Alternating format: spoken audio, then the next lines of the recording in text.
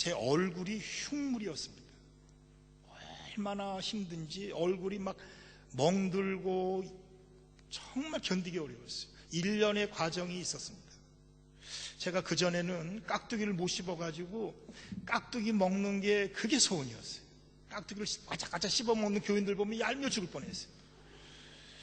근데 제가 1년 동안 임플란트를 하고 지금은 고기를 뜯어 먹습니다. 그 불편함을 감수하지 않았다면 제게 이런 기적 같은 일들이 일어났을 거예요. 여러분, 길거리 지나면 공사 중이 너무 많아요. 공사 중 불편하죠. 특히 서울 지하철 한다고 공사 우리 집 앞에 뚫어놓을 때 보면 얼마나 교통 막히고 얼마나 불편한지 모르겠어요. 그런데 공사가 끝나고 지하철이 다니면 얼마나 편한지 모르겠어요. 여러분들 불편하다고 공사를 안 하십니까?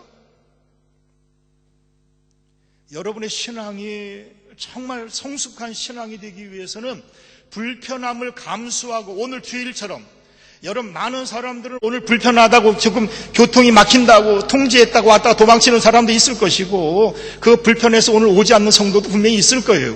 그런데 오늘 여러분들은 그 불편함을 감수하시고 오늘 여기에 오신 겁니다. 이게 여러분이 한 단계 성장하는 놀라운 하나님의 축복의 기회가 될 줄 믿습니다. 하나님은 75세의 아브람을 부르셨습니다. 55살도 아니에요. 75세에 하나님이 내 본토 친척 아비집을 떠나 내가 지시하는 곳으로 가라. 그곳에 안주하면 우상만 쳐다보고 있다가 결국 너는 패가 망신할 것이다. 그러니 너는 일어나서 빨리 이노베이션을 일으켜라. 혁신을 가져와라. 그래서 그를 부르신 겁니다. 불편함을 감수하고 본토 친척 아비집을 다 등에 지고 그는 외로운 하나님의 길을 걸어갔기에 그는 믿음의 조상이 될 수 있었단 말이죠. 여러분들, 모세를 하나님이 쓰시는데 모세는 40년 동안 왕궁에 살았어요. 왕궁에 왕자의 옷을 입고 있었습니다. 그런데 하나님이 그를 크게 위대한 민족의 지도자로 세우시기 위해서 그가 하신 일은 뭐냐? 그 좋은 왕자의 옷을 발견하기 찢어버리신 일이었어요. 그리고는 불편하게 종의 옷으로, 목동의 옷으로 갈아입히시고는 그를 40년 동안 미디안 광야에서 양을 치게 하십니다. 단련시키고 훈련시키고 연단시키신 거란 말이에요. 40년 동안을. 그리고 나서 80세에 하나님이 그를 부르시고는 너는 이제 민족의 지도자다. 그리고 하나님이 그를 사용하셨단 말이에요. 여러분들, 정말 여러분들이 지금 힘들고 불편하다고 귀찮다고 여기서 멈추면 여러분에게 내일은 없습니다. 우리 악기하는 우리 찬양대 또 성악을 하는 분도 많이 있지만 지금 어렵다고 여기서 그만하는 마음 가지고는 절대로 일어설 수가 없죠. 불편함을 극복할 때 새로운 도전, 또 새로운 능력, 새로운 힘이 우리에게 주어진다는 사실을 우리가 기억한다면 정말 여러분의 신앙을 이노베이션을 해야 됩니다. 여러분의 삶의 태도를 고치셔야 됩니다. 불편함을 이기셔야 됩니다. 예배 드리는 게 좀 불편하십니까? 그걸 이기셔야지만 좋은 환경이 여러분들에게 주어지는 것입니다. 여러분, 새와 물고기를 잡을 때도 보면은 일직선으로 날아가는 새, 일직선으로 가는 고기는 낚기 쉽대요. 그러나 예측할 수 없이 날아가는 새들, 움직이는 물고기는 절대로 낚을 수가 없대요. 안주하면은 죽는 겁니다. 여기서 여러분들이 내 인생에 여기서 이만하면 됐다 생각하는 순간부터 여러분의 인생은 거기서 끝이란 말이죠. 여기 파리에서 정말 오늘 예배 드리는 여러분들, 여러분의 인생이 여기서 그냥 스탑, 여기서 멈추는 이런 인생으로 여기서 끝내실 겁니까? 아니잖아요. 그러기 위해서는 좀 힘들어도 불편해도 지금의 이 어려움을 딛고 일어서는 더 능력 있는, 힘이 있는 그런 하나님의 사람들이 돼야 된다는 것입니다. 삶의 태도가 달라져야 되는 것입니다. 안일하게, 나태하게, 안일하게 여기서 우리가 그냥 머뭇거릴 수가 없단 말이에요. 요셉을 하나님이 꿈을 주셔요. 17세에 꿈을 주십니다. 여러분, 그 꿈을 이루기 위해서 요셉이 한 일은 무엇입니까? 하나님이 하신 거예요. 그는 아버지의 그 편모 스라에서 얼마나 애틋한 사랑을 받습니까? 형제들은 입어보지 못한 채색 옷을 입어요.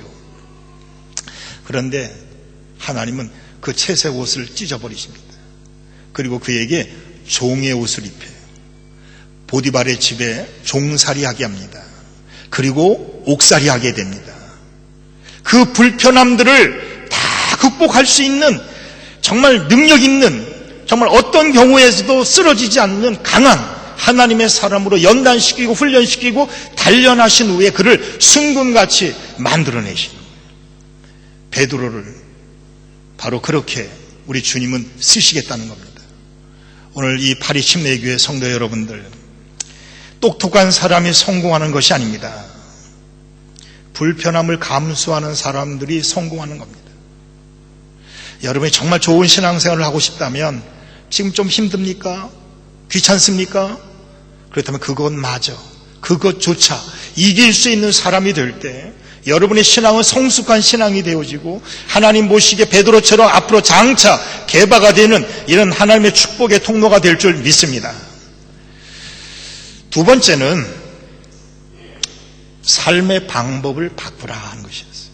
예수님이 베드로를 통해서 우리에게 가르쳐 주시는 말씀은 삶의 방법을 바꾸라. 무슨 말씀이에요? 베드로는 자기 생각에 탁 사로잡힌 사람이에요. 업으로서 정말 모든 능력, 실력 다 갖춘 사람입니다. 지금까지 자기 노력으로, 자기 생각으로, 자기 방법대로 밤새도록 그물을 던졌는데 한 마리도 잡지 못했어요. 그런데 예수님이 다시 말씀합니다. 다시 던져라. 무슨 말씀이에요? 네 생각 말고 하나님의 방법, 하나님의 말씀대로 한번 해봐라 하는 것이었습니다. 여러분, 정말 여러분의 고정관념을 버리셔야 됩니다. 내 생각, 내 고집, 내 아집. 여러분들 믿음 생활을 얼마나 오래 하셨어요? 저는 이렇게 말하고 싶어요. 신앙생활 오래 한 건 중요하지 않아요. 그건 자랑거리도 아닙니다. 많은 대부분의 사람들이 신앙생활을 하는 것이 자기 고집대로 살고 있는 거라고 저는 확신합니다. 말씀대로 따라가는 것이 아니고, 말씀대로 순종하는 것이 아니고, 자기 생각대로, 자기 고집대로, 자기 아집대로 그렇게 가고 싶은 거예요. 그래서 자기 마음에 안 들면 또 교회를 옮기지요. 자기 생각대로 안 되면 싸우지요. 왜 그런 일이 일어나는 거예요? 하나님의 일을 하나님의 방법대로 하지 아니하고 자기 생각대로, 자기 고집대로 생각하고 있다는 것이. 오늘 예수님이 말씀하는 겁니다. 베드로야, 네가 성공하려면 네 생각 버려라. 하나님의 방법, 하나님의 말씀대로 순종하라 하는 것이었어요. 고정관념을 바꿔라는 것이었어요. 여러분들, 야곱이 말이에요. 정말 머리로 말하면 굉장히 잔머리가 뛰어난 사람이에요. 그는 몸으로 때우는 일은 일가견이 있는 사람이에요. 자기가 사랑하는 아내 라헬을 얻기 위해서 몇 년을 일을 합니까? 7년을 수일처럼 여긴 사람. 몸으로 때우는 일은 자신 있는 사람이에요. 그거 성공했어요? 아니에요. 몸으로 때워가지고는 성공할 수가 없었어요. 그래서 몰래 외삼촌 라반의 집에서 야간 도주를 합니다. 야반 도주를 하죠. 그러다가 형 에서가 400명의 군사를 끌고 온다는 소식을 듣고는 주랭랑을 쳤어요. 그리고 약복강가에 앉아서 거기서 자기 생각을 버리게 됩니다. 아, 잘못했구나. 하나님, 이제까지 내 방법대로 살았지만 이젠 하나님의 방법대로 순종할 테니까 여기서 나를 축복해 주지 않으면 내가 하나님 놓지 않겠습니다. 거기서 매달려 기도하다가 이름을 이스라엘로 개명하게 됩니다. 언제 인생이 바뀌어요? 자기 방식을 버릴 때, 그리고 하나님의 방법대로 살아갈 때 그의 이름이 이스라엘로 바뀌어지는 역사가 일어납니다. 자기 생각을 버릴 때 좋은 생각들이, 하나님의 생각들이 우리 안에 들어온다는 거예요. 우리 좋은 학생들은요, 고집대로 따라가지 않아요. 정말 고정관념 가지고는 절대로 큰 아이가 될 수 없어요. 스위스하고 독일하고 지금은 막 통과되지만 이 국경을 통과할 때입니다. 한 할아버지가 매일 오토바이를 타고 국경을 넘어가는 거예요. 그런데 오토바이 그 뒤에 이런 바구니에다가 자갈을 맨날 싣고 이렇게 국경을 넘어가는 거예요. 그래서 국경 세관원이 저건 분명히 밀수다, 그런 확신을 가지고 붙잡았습니다. 그래서 할아버지 붙잡고 다 바구니를, 자갈을 다 들춰냈는데 보니까 자갈밖에 없는 거예요. 이상하다. 분명히 밀수인데 뭘 밀수했을까? 자갈을 다 뒤져봐도 거기 보석이고 뭐고 아무것도 없는 거예요. 그래서 하도 어이가 없어가지고 할아버지한테 하소연했대. 할아버지, 내가 확신을 가지고 있는데 이게 뭐 아무것도 없는데 진짜 할아버지 밀수 안 한 거예요? 말해보시오. 없어요, 없어. 밀수 안 했어요. 아니, 분명히 얘기를 해요. 내가 절대로 벌을 내지 않을 테니까, 내가 붙잡지 않을 테니까 좀 가르쳐만 주십시오. 그러면 내가 할아버지 놔드릴게요. 이 할아버지가 진짜? 진짜요? 이렇게 물어봤. 그랬더니 진짜래요. 그래서 할아버지가 씩 웃으면서, 이거 젊은이, 내가 밀수한 건 오토바이네. 우리의 고정관념은 그 오토바이 뒤에 실은 자갈에 있어요. 이게 바뀌지 않아요, 이게. 지금 여러분의 고정관념이 이런 거 아닌가 말이에요. 나아만이 아람 나라의 군대장은 그 당시 세계를 호령하던 군대장관입니다. 그런데 엘리사를 찾아오죠. 조그마한 나라 엘리사를 찾아옵니다. 엘리사한테 가면 나올 수 있다는 이스라엘 계집종의 이야기를 듣고 내려왔습니다. 그런데 엘리사가 문 밖에도 나오지 않아요. 그냥 종을 보내. 그리고는 요단강에서 뭘 거면 잠궈. 이 말밖에 안 하는 거예요. 이게 얼마나 황당한 얘기겠어요. 그래서 자존심이 상해가지고 뭐라 그래요? 야, 가자! 그랬어요. 왜? 우리나라는 다메섹이라는 더 깨끗하고 좋은 강이 있는데 왜 저 더러운 요단 강에 가서 몸을 잠그냐? 가자! 그랬어요. 그때 종이 말합니다. 주인님, 여기 왜 오신 겁니까? 고치러 오신 거 아닙니까? 그렇다면 말씀대로 해봐야 되지 않겠습니까? 그때서야 나아만이 알았다. 자기 생각 버리고 하나님의 말씀대로 요단강에 가서 몸을 7번 잠글 때 그 살이 어린아이와 살같이 휘어졌더라. 자기 생각을 버리고 하나님의 생각을 가질 때 여러분들이 치유가 일어나고 회복이 일어나고 여러분에게 하나님의 능력이 임하고 하나님의 방법대로 살아갈 때 여러분들이 성공하는 하나님의 사람이 될 수 있단 말이죠. 여러분들, 내 생각과 맞지 않는다고 내 생각 고집 피우지 마시고 하나님의 말씀이 무엇인가, 하나님의 방법은 무엇을 요구하고 있는지, 오늘 하나님의 방법대로 하나님의 말씀대로 순종하는 삶의 방법을 바꾸시는, 내 방법이 아니라 하나님의 방법대로 바꿔나가는 여러분들이 되기를 축원합니다. 하나님이 왜 아브라함에게 복을 주셨습니까? 하나님의 말씀대로 살아갔기 때문에 복을 주신 겁니다. 여리고성이 왜 무너진 겁니까? 하나님의 말씀대로 순종하며 돌며 외칠 때, 하나님의 방법대로 할 때 여리고성이 무너져 내린 것입니다. 믿음이 좋은 성도는 하나님의 말씀에 순종하여 주의를 지키는 사람이 믿음이 좋은 사람입니다. 똑똑한 성도하고 믿음 좋은 성도는 전혀 다른 얘기입니다. 교회는요, 너무 똑똑한 성도들이 많으면 교회는 시끄럽습니다. 교회는 믿음이 좋은 사람들이 많아야 좋은 교회가 되는 겁니다. 그 믿음이 좋은 것이 무엇입니까? 내 생각 고집 버리고 고정관념 버리고 하나님의 방법대로 하나님의 말씀대로 순종하는 사람이 될 때 믿음 좋은 성도가 될 줄 믿습니다. 이전까지는 내 방법대로 살았다면 이제부터는 하나님의 방법대로 살아갈 수 있는, 그래서 앞으로 장차 개바가 되어지는 이 놀라운 하나님의 축복을 받는 여러분들이 되기를 축원합니다. 마지막 세 번째, 예수님이 베드로를 고치셨던 방법이 있어요. 그것은 뭐냐? 삶의 질을 높여라 하는 것이었어요. 삶의 질을 높여라. 왜 그러냐? 지금까지는 고기를 낚아서 사는 것이 전부였습니다. 먹고 사는 것이 전부였어요. 그러나 이제는 그러지 마라. 삶의 질을 좀 높여라. 이제는 먹고 사는 것이 아니라 영혼을 살리는, 이제는 고기만 낚는 것이 아니라 사람을 낚는 어부가 되라 하는 말씀이었어요. 여러분, 우리가 이 땅에 연연하고 이 땅에 매여 사는 사람들이 아닙니다. 우리는 하나님의 나라를 바라보고 사는 사람들, 이 땅의 욕심만으로 끝날 인생이 아니라 저 하나님의 나라에 올라갈 백성들이에요. 여러분이 하나님의 나라에 갈 때 이 땅에서 뭐 하다 왔느냐, 이게 중요한 것이 아닙니다. 야고보서 5장 1절 말씀에 보면, 들으라 부한자들아, 너희가 곧 울고 불고 통곡한 날이 올 것이다.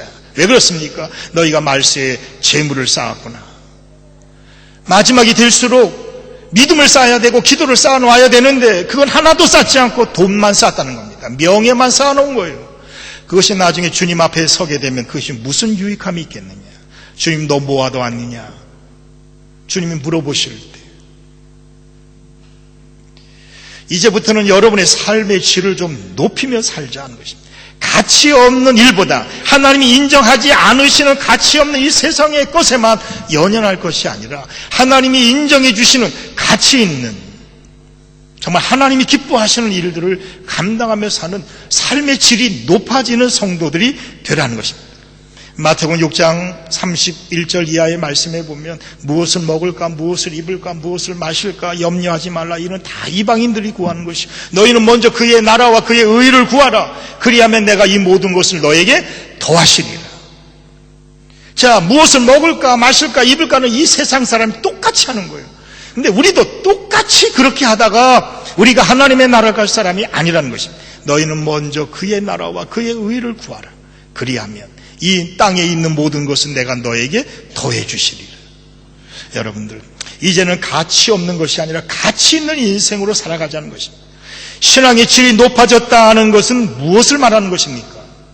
이전에는 내 영혼이 망가지든 말든 상관없이 살았습니다. 내가 하고 싶은 일을 마음대로 하고 살았습니다. 내가 먹고 싶은 거 다 먹고 살았습니다. 그러나 이제는 그 기준이 달라지는 게 질이 높아지는 겁니다.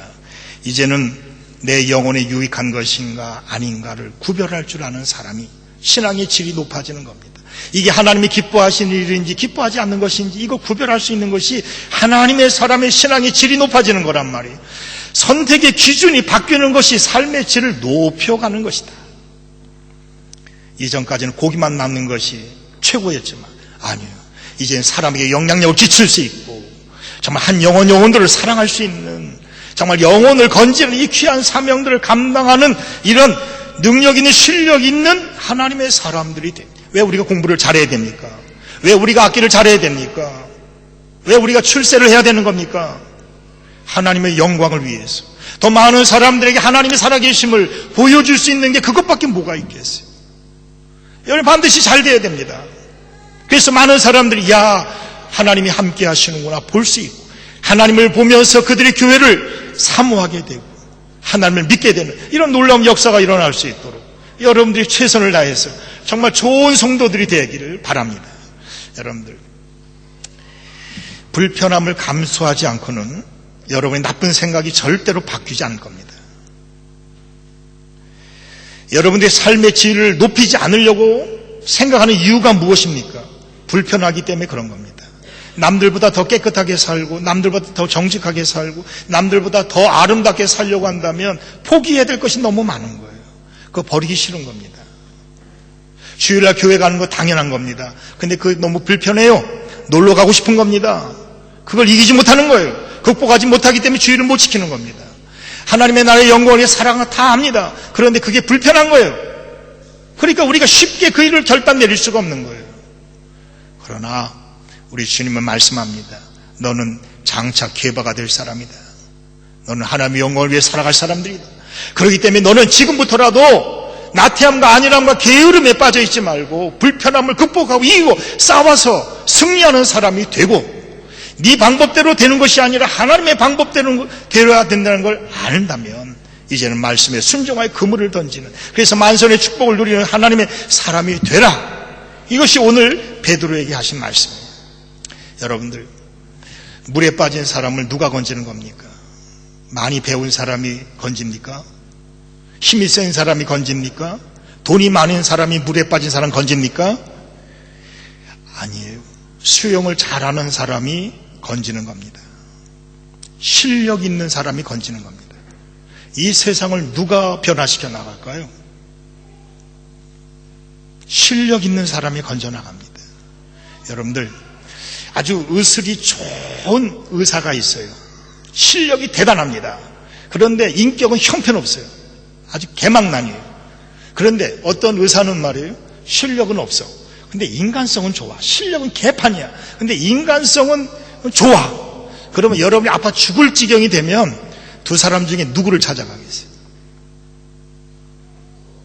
누구를 찾아가시렵니까? 실력이 형편없는 의사를 찾아가시렵니까? 인격이 아무리 좋아도 어림도 없는 얘기죠. 실력 있는 사람을 찾아가는 겁니다. 그래서 실력이 중요합니다. 제가 이번에 코스타 가서 우리 학생들에게 전할 아주 일부분의 이야기가 실력을 쌓으라는 것입니다. 여러분들, 누가 전도하시는 줄 아십니까? 돈 많은 사람이 전도하는 게 아닙니다. 믿음 좋은 사람이 전도하는 겁니다. 누가 교회를 하는 줄 아십니까? 돈 많은 사람이 교회를 하는 게 아닙니다. 믿음 좋은 사람이 교회를 하는 겁니다. 여러분들, 오늘 여기 왜 오신 겁니까? 그냥 때우러 오신 겁니까? 아니에요. 변화받기 위해 오신 겁니다. 교회는 변화되는 곳입니다. 오늘도 여러분들이 말씀으로 변화되지 않으면 또다시 세상에 그 세상 것에 쫓아가는 형편없는 사람이 되고 말 거예요. 진정한 변화는요, 내가 원하는 것이 되는 것이 아니라 하나님이 원하시는 것을 이룰 때 그게 진정한 변화가 될 수 있는 것입니다.